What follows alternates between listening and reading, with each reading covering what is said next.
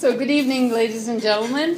Thank you very much for braving the winter storm of April and coming out tonight. We had a number of people who unfortunately had to cancel. They were coming from Orillia, from Barrie, places that were quite a bit far away.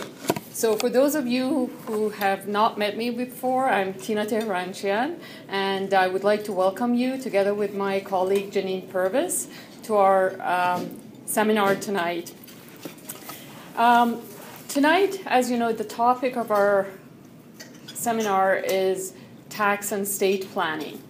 And when it comes to estate planning, the role of a financial advisor is to have a high-level view of things. Look at where your assets are, where your liabilities are, where are the dangers to your estate in terms of losing value if proper planning is not done, and then coordinating with your other advisors like your lawyer and your accountant to make sure that all the different aspects are looked after.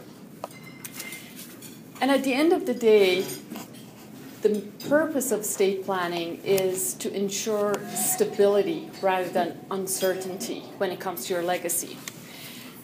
So I wanted to, before we start and before I introduce the speaker for tonight, share with you some of the examples that might illustrate this. So my first question is, if any of you know what Jimi Hendrix, Picasso, Bob Marley, and Abraham Lincoln have in common?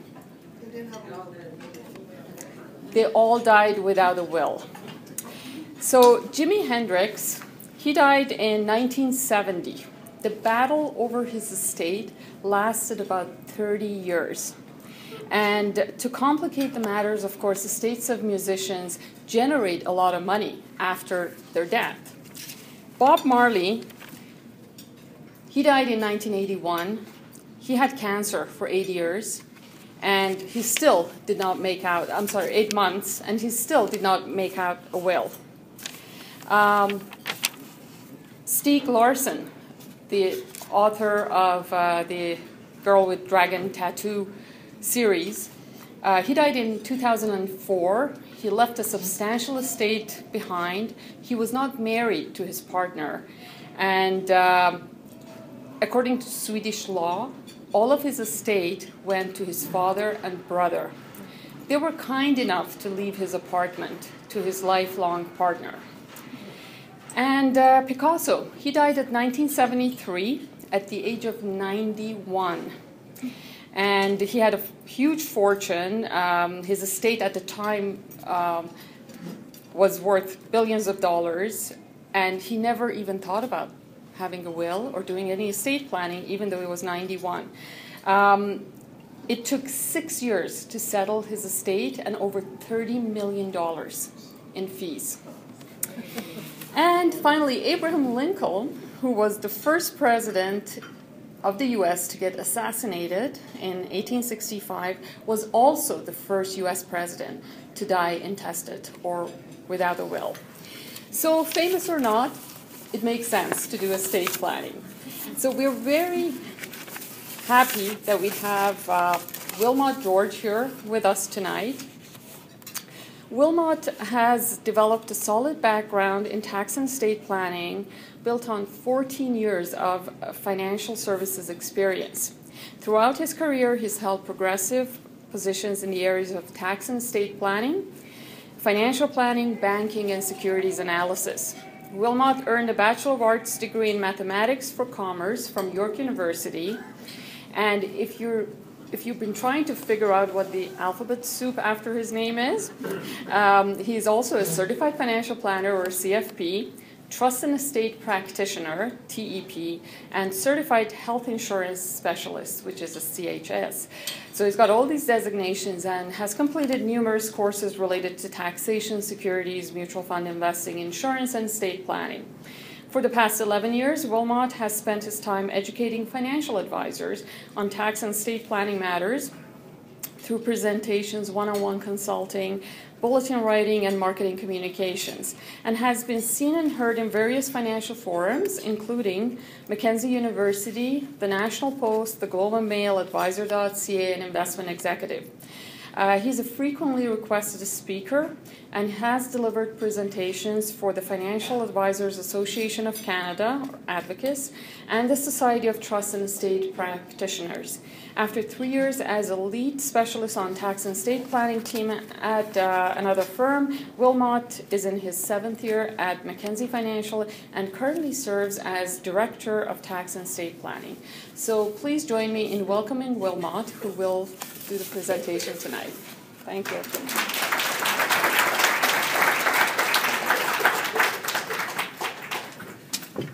Thanks very much, Tina. It's an absolute pleasure to be here with you tonight, presenting to you on estate planning. I represent Mackenzie Investments, and I always enjoy, and my colleague Greg, who is with us here today, we always enjoy coming out and partnering with our friends at Assante as they work diligently to assist you with your investment, tax, and estate planning needs. Now, today we're going to take an opportunity and talk a little bit about how to be heard when you can't be heard. How to be heard when you can't be heard. There's many different concepts to think about, or many different aspects to think about when we think about this particular concept. But today what we want to do is we're going to dig down a little bit deeper and we're going to talk about 5 effective steps that we can take towards establishing an effective estate plan. Sure, each and every one of us, we work very hard during our working years accumulating a lot of assets. And what we don't want to see is we don't want to see our assets when the time comes, we don't want to see our assets, going away needlessly to unnecessary taxation, unnecessary legal fees, and so on and so forth. So, we're going to talk about 5 steps to estate planning. We don't expect you to memorize everything. There are a few handouts that if you haven't received already, you will receive after today's presentation. We've got Your Estate Plan. On the front side, it outlines those 5 steps that we think that you should take towards establishing an effective estate plan. On the back side, there's some tools that you can consider when you're establishing that estate plan. We'll go through that in today's presentation. We also have an executor checklist. Executor checklist. I was talking with a colleague one day who had a client, and the client said to them, the client had the opportunity to be executor for a relative's estate, and that individual remarked, he said, you know what, if there's somebody you don't like, name them executor of your estate because of all the responsibilities associated with that role. So we're going to take some time today and we're going to go through some of those responsibilities, okay? So let's get right at it. The first thing, of course, we'll point out is our disclaimer. This is the slide that tells you don't believe anything I'm about to tell you. Our legal team, of course, requires us to put up this disclaimer. What I like to say when I see the disclaimer slide is I'd like to say that the presentation that you're going to hear today and the concepts that we're going to go through today are concepts that we hope that you'll think about. You'll reflect on your own estate plan, and you might say to yourself, hey, there's something that I can implement in my own estate plan. But what we don't want to do today is we're not here to replace your lawyers. We're not here to replace your accountants. So the strategies that you hear today, we want you to take them to your accountants, take them to your lawyers, take them to your financial advisor, and see how these individuals, these professionals, can customize these strategies for you. All right. So let's get right at it. As the baby boomer generation ages, and can anybody define for me what a baby boomer is? When was the earliest baby boomer born? And the latest baby? Yes, sir, in the back. 1946. I'm hearing 46. I'm hearing 45. Yep. The stat that I have, depending on your source, says 1946. Okay, if you're born between 1946 and 1964, you're a baby boomer, and congratulations, you're part of the largest cohort known to mankind. Okay? Now, as the baby boomer generation ages, we're approaching the cusp of the largest intergenerational transfer of wealth that this country has ever seen. And with that transfer of wealth, there's going to be a lot of heartache and a lot of headache. A lot of heartache and a lot of headache that could be avoided with some estate planning. So it's important to undergo this planning, okay? Because without it, we risk losing a large part of our estate due to taxation, unnecessary legal costs, or distribution of assets to unintended beneficiaries. So today we're going to take some time. We're going to talk about estate planning, and specifically, we're going to talk about some of the barriers that individuals face in bringing up this topic. And then we're going to follow that up with 5 effective steps that one can take towards establishing an effective estate plan. Now, I would bet that when you go to your dinner parties or your picnics or your golf games, estate planning isn't a major topic of discussion. In fact, I would venture a guess that it's not a topic of discussion at all. Further, when you listen to the mainstream media, whether you're reading the newspaper or listening to the radio or watching the TV, the focus tends to be more on what's happening today as opposed to what might happen tomorrow. I mean, let's face it, planning for today is a lot more interesting. You can touch it, you can feel it, you can live it. Planning for tomorrow is often something to be discussed tomorrow. Now, it's more than just the thrill of living for today that discourages the discussion of estate planning. Some have expressed some real barriers that prevent them from broaching this important topic. The first barrier, emotional sensitivity. There are many individuals that think that money matters should be kept private. There are many individuals that frankly don't like talking about death. My father's a perfect example. I don't know if my father has a will. Quite ironic, given my profession. I don't know if he has a will, what's in his will. I don't know how he wants his assets distributed when he passes away. We better find out pretty soon. My mom, on the other hand, the complete opposite. My mom's an open book. We know where her will is. We know what's in her will. We know how her assets are to be distributed. 2 different individuals, 2 different approaches to estate planning. Also, another barrier that many have expressed, there's no immediate tangible benefit. When we're talking about estate planning, we're talking about planning for someone else to make use of our assets. Tends to be less interesting than planning for our own use of our assets. Third barrier faced by many individuals, many assume that estate planning is only for the wealthy. You've got terms such as trusts, and lawyers, and probate. When we hear these terms, we often envision large mansions and lots of cash. But the reality is, if we've got any assets at all, we want to have some say over how those assets are to be distributed, it's important to put an estate plan in place. So, assuming that we all have some assets and we want to control how those assets will be distributed going forward, we're now going to look at those 5 steps that we can take towards establishing an effective estate plan. Step number 1, work with your advisor to set realistic goals. Contact your Assante advisor, contact Tina, contact Janine, and say, hey, I want to set up an estate plan, or I want to review my estate plan, and I want to make sure that my plan is based on realistic goals. Step number 2, consider which tools fit your situation. Step number 3, choose the people you would like to speak for you. Talk more about this as we go along. Step number 4, communicate your wishes. That's a big one. We need to communicate our wishes. We'll talk more about that. Step number 5, keep your plan up to date. So, let's look at step number 1, working with your advisor to set realistic goals. Contact your Assante advisor and ensure that your estate plan is built on realistic goals. Some of your goals might be minimization of tax. Might be control over when and how your assets are to be distributed. It might be provision for dependents.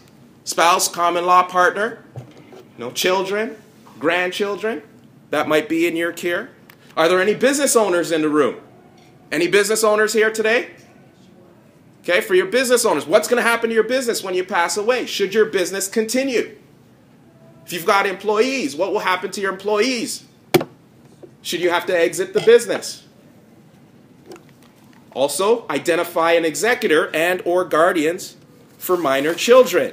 Now, we've spoken with many Canadians over the years, and many Canadians have indicated to us that they feel, as a Canadian taxpayer, they feel quite like this.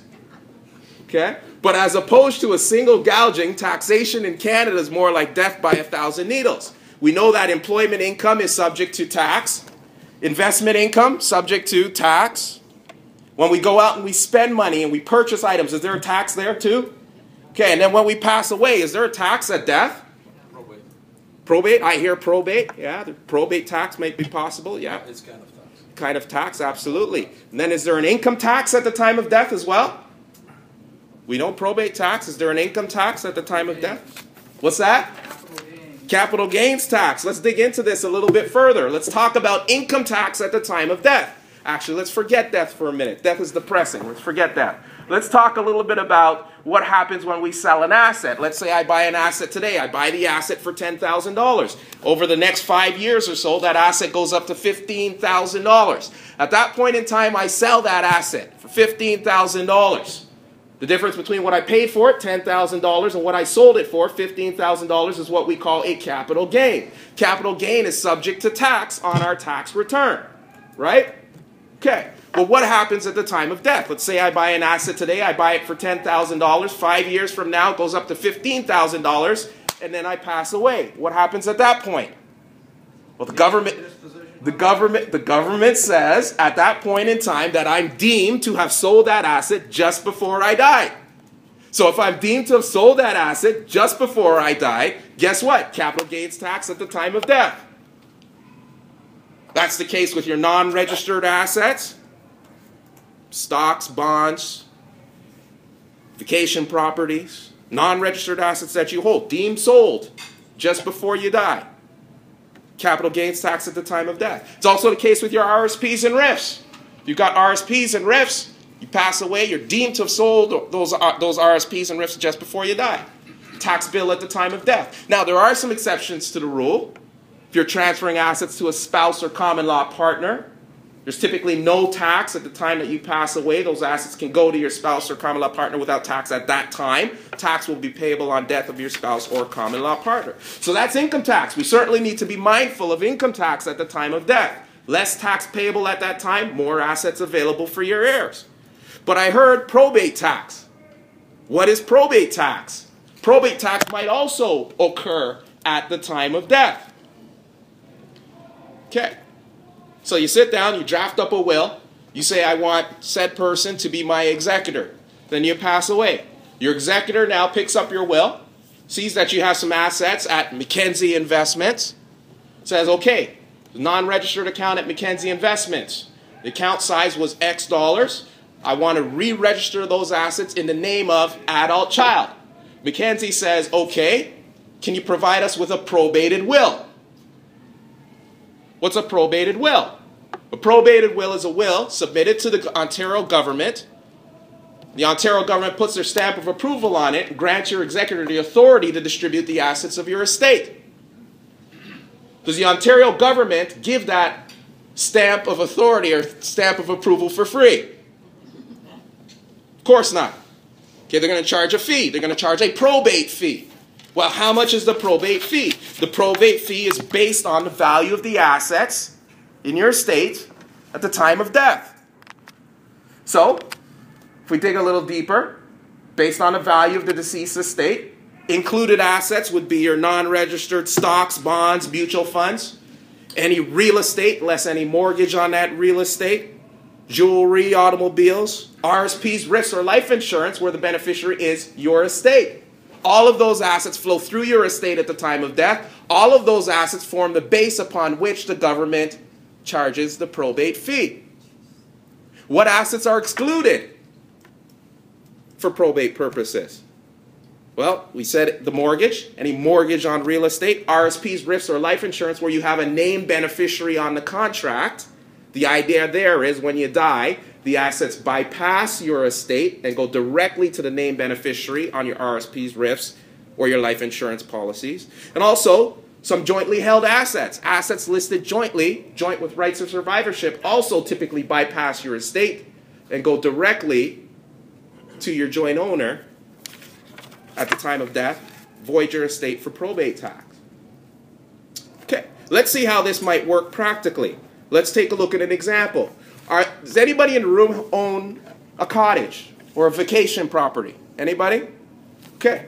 Let's take a look here real quickly at how income tax or probate tax might apply with respect to cottage properties. Now, cottage is a capital asset, much like your stocks and bonds, your non-registered stocks and bonds or mutual funds, and it's taxed like one. So typically what would happen is on death, if I owned a cottage property and on my death I pass it to my spouse, okay, that property can go to my spouse without tax occurring at that time. Now, on my spouse's death, there would typically be tax payable.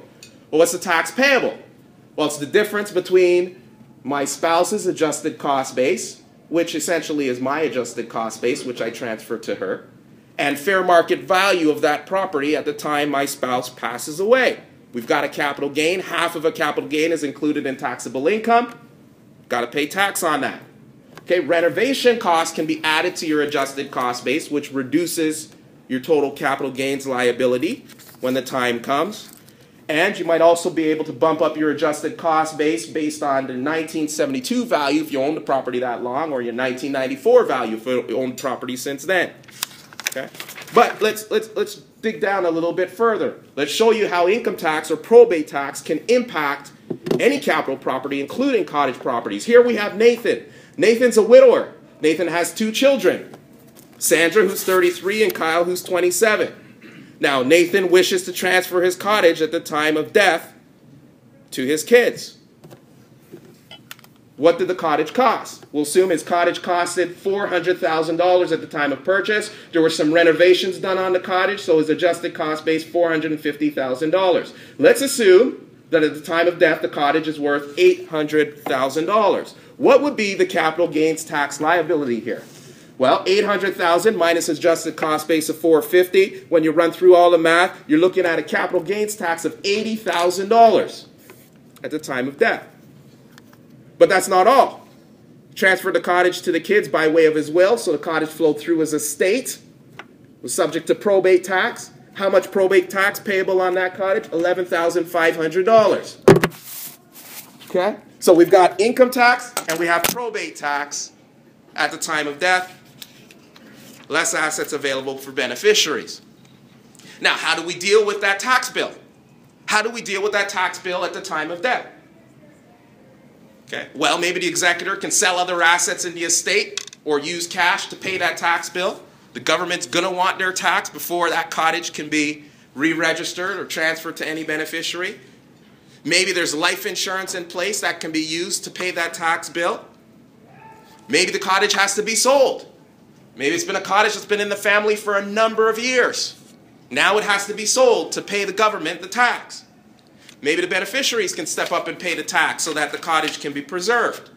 Okay? These are things to think about with respect to the cottage property. Now, for those of you that do own cottage property, you might want to think about using the principal residence exemption against your cottage property. How many here are familiar with the principal residence exemption? How many here have heard of the term? Okay.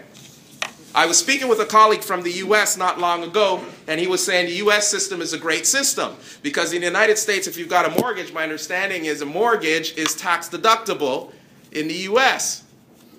It's not the case. The mortgage or the interest? The mortgage interest. The mortgage interest is tax deductible, which is not the case here in Canada. But in Canada, we've got the principal residence exemption, which means that if you've got a principal residence and you occupy that principal residence throughout each year of ownership, when you sell that property, you walk away with that property completely tax-free. The principal residence exemption. Okay? But there's nothing in the Income Tax Act that suggests that you must use your principal residence exemption on your city home. In fact, if your cottage goes up in value more so than your city home, you can actually use the principal residence exemption against your cottage. Okay? So it's something certainly to keep in mind. I'll go through an example here real quickly, and then we'll move on to some other concepts. Nathan has both a city home and a cottage. He has occupied both properties for each year of ownership. His city home was purchased in 1995 at $700,000. Fair market value, currently $900,000. So there's a $200,000 capital gain there. His cottage was purchased in 2000. His adjusted cost base, $450,000. Fair market value, $800,000. There's a $350,000 capital gain there. So looking at this example, we can see that the capital gain is greater in with respect to the cottage. So Nathan can actually apply the principal residence exemption against the cottage as opposed to a city home for the purpose of sheltering more tax. In fact, what can happen is Nathan can use the principal residence exemption to shelter his city home from 1995 to 2000 and then flip over and use the exemption on his cottage from 2000 to the time of sale. Okay? So the bottom line is you can claim a principal residence exemption in respect of each year of ownership, but you can flip between properties and use it for different properties as long as you use the exemption only once for any particular year on any particular property. Okay? Let's move on. Let's talk a little bit more about working with your advisor to set realistic goals. What I want to talk a little bit about now is control over when and how assets are distributed. Now, in the estate planning world, control is often defined by two things. One, when an asset is given away, and two, the method within which it is given. Now, giving away assets before death, the use of life insurance, named beneficiaries on life insurance, named beneficiaries on registered plans, or even the use of joint accounts can be effective estate planning tools. What they do is they allow you to use assets or allow you to take assets, bypass your estate at the time of death, thereby allowing you to minimize probate tax. Now, while we like these estate planning strategies, gifting, life insurance, registered plans, use of joint accounts, we often like to talk or take some time to talk a little bit about joint accounts, particularly where you have joint accounts that are registered between parent and adult child. When an individual thinks about establishing a joint account between parent and adult child, we often suggest that they talk to their financial advisor first to ensure that things are put in place properly before you establish those joint accounts. Let me explain why. I know of a situation where a widow, we'll call her Mary, had $50,000 registered in her name in an individual account. Mary had two adult daughters, daughter number 1, Beth, and daughter number 2, Kim. Now, in order to plan against probate tax, Mary decided to add Beth, daughter number 1, as a joint owner on her account. Beth handled most of the day-to-day affairs for Mary, so for Mary, it made sense for Beth to be listed as a joint owner. Beth would be able to access money for Mary should Mary be unable to do so for herself. This is a common scenario. Very often, as we get older, we can't get to and from the bank to do our day-to-day financial needs ourselves, so we add adult children to the account. This is what Mary did. Now, as Mary had no other family members, it was pretty safe to assume that the joint account would pass to her kids at death. But what was not known was whether the account was to be passed to daughter number 1, Beth, solely at death, or whether it was to be split between Beth and Kim. No documentation was ever completed to indicate Mary's intent, other than a will that suggested that any estate assets should be divided between the two kids. Shortly thereafter, what do you think happened? Mary died. Daughter number 1, Beth, believed she was fully entitled to the account because she was the joint owner and handled most of the day-to-day for Mom. She believed Mom intended to leave the account for her solely. What do you think Kim believed? Kim believed that Mom intended for the account to be split between herself and Beth and demanded her proceeds from the account. Needless to say, this created a lot of tension between the sisters and negatively impacted their relationship going forward. So, the $1 million question, or the $50,000 question in this example is, who's right? Who's right? Is Beth correct in that she should receive the account solely because she's listed as a joint owner on the account? Or is Kim correct in that the account should be divided between the two because, in Kim's opinion, Beth was listed on the account only as a matter of convenience, and the account should flow through Mom's estate and be divided as per Mom's will, which said that any estate assets should be divided. So, who's right? How many say Beth is right and she should receive the account solely? Okay. How many say Kim is right and that account should be divided? How many say, heck, I don't know? Tough question. Okay. Let's take a look and see. All right. Now, in the case, there was no will there? There was a will. There was a will. But the will didn't specifically mention the joint account. Okay. All the will said was any estate assets, any assets that flow through the estate should be divided between the kids. But remember, with the joint account, there were joint owners, Mom and Beth. So the question is, does that flow through the estate and be governed by the will? Or does it go directly to Beth and bypass the estate? Does Beth have a conscience? It's another question. Not my area of expertise. Okay. The share of in that joint account. Yes. $25,000 for Beth, and $25,000 still belong to the Mary. That should be divided. Well, it's an interesting question. Okay, this gentleman is suggesting, look, it's a joint account, so $25,000 belongs to Mary, $25,000 belongs to Beth. Is that true? Is that true? It's a very good question. If it's jointly and separately, it will be different. It depends on the situation. You see, and this is the problem. In the absence of any documentation to suggest otherwise, joint accounts are very tricky.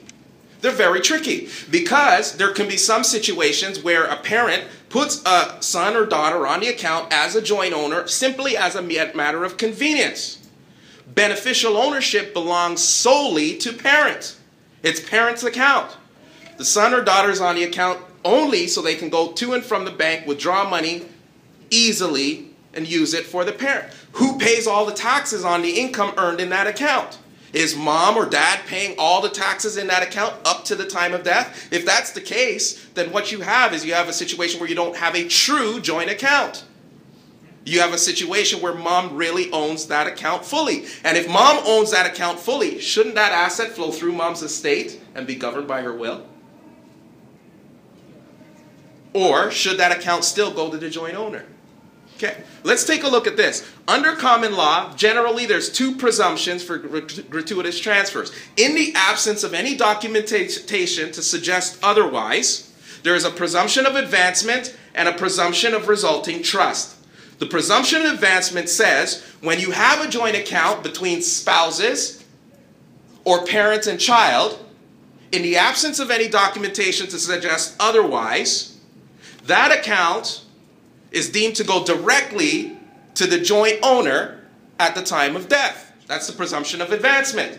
The presumption of resulting trust says if the relationship is someone other than spouse to spouse or parent to child, then you have a situation where that joint account on death is deemed to flow through the estate of the deceased and be governed by the deceased's will.